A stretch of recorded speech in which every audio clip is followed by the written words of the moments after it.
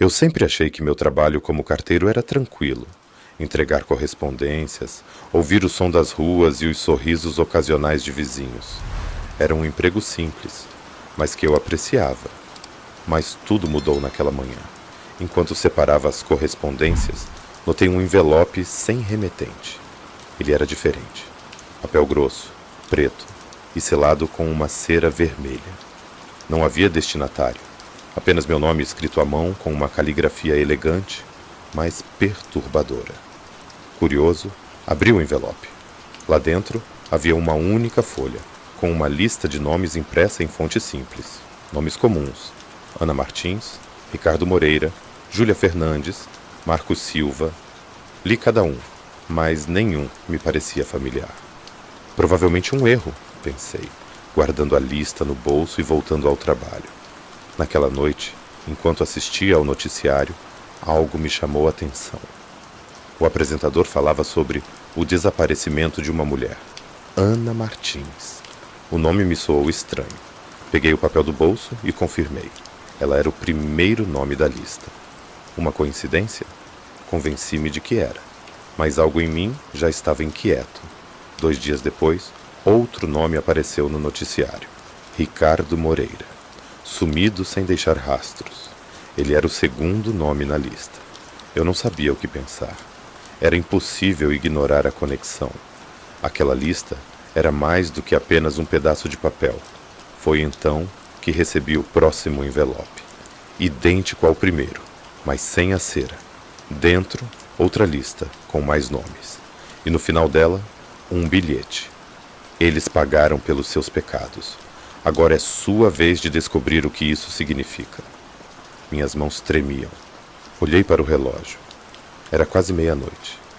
A rua estava silenciosa, mas a sensação de estar sendo observado era avassaladora.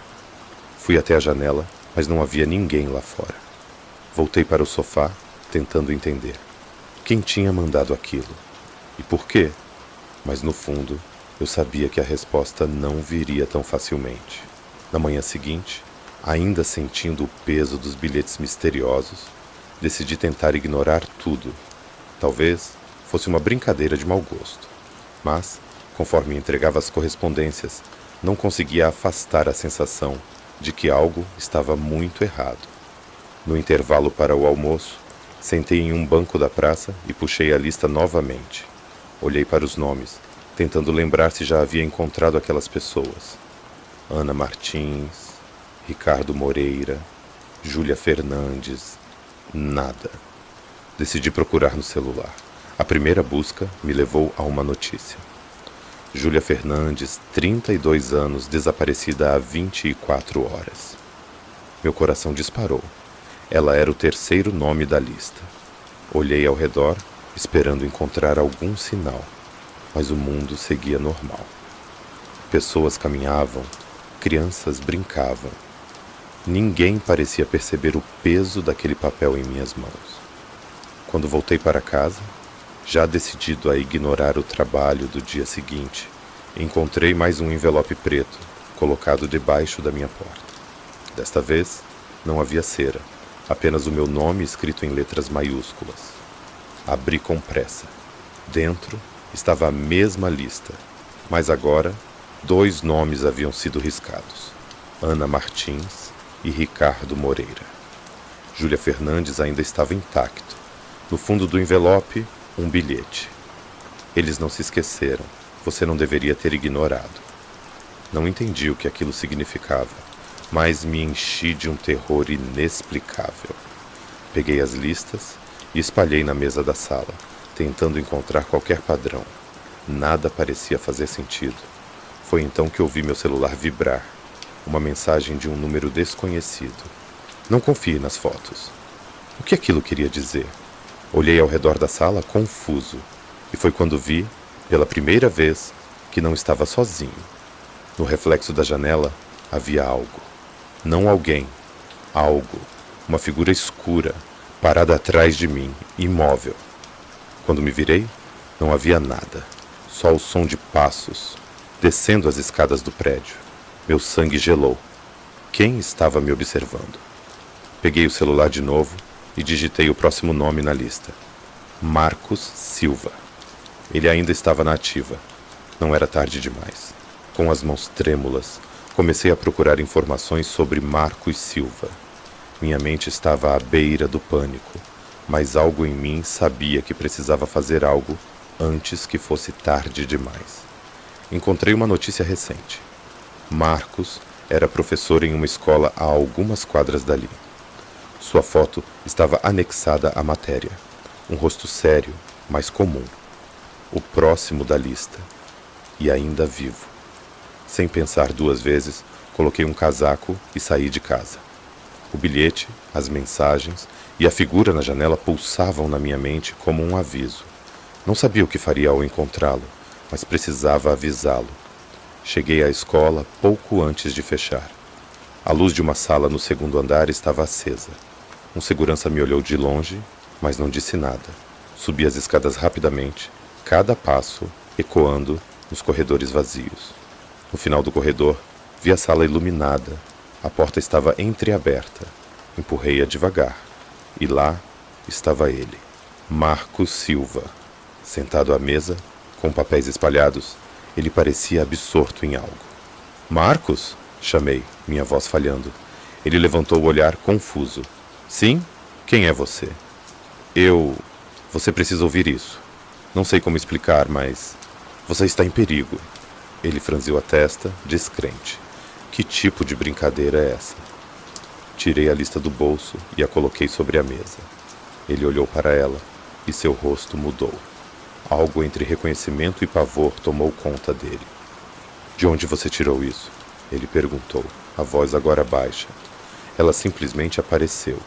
Primeiro na minha caixa de correio, depois na minha porta. Mas todos os nomes antes do seu, desapareceram. Você é o próximo. Marcos passou a mão pelos cabelos, claramente abalado. Isso não é possível. Esse nome aqui...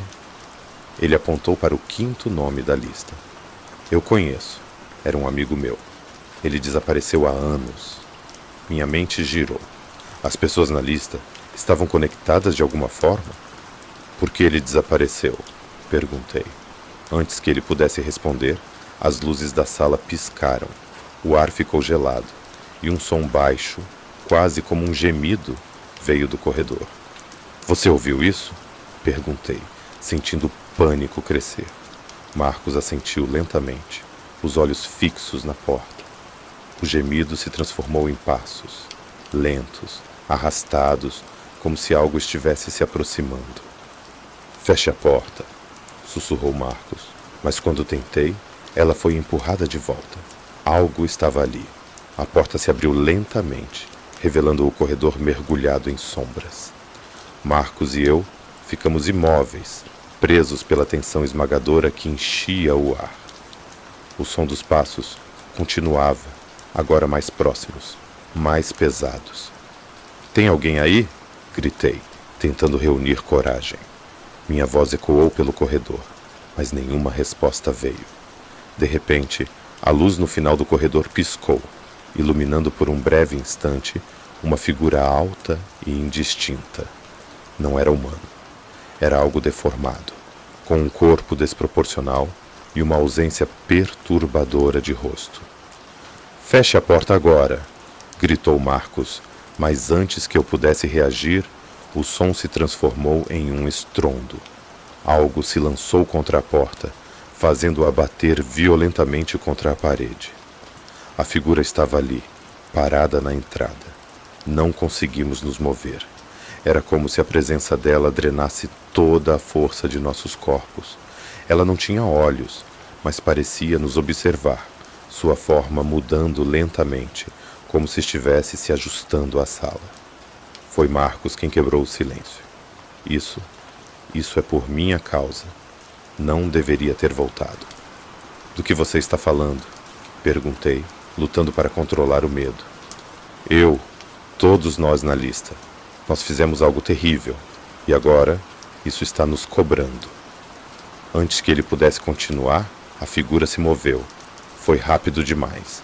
Ela agarrou Marcos pelo braço e ele começou a gritar, lutando inutilmente. Seus gritos encheram a sala enquanto ele era puxado para o corredor. Quando tentei ajudá-lo, algo invisível me empurrou de volta, como uma barreira intransponível. Os gritos de Marcos cessaram.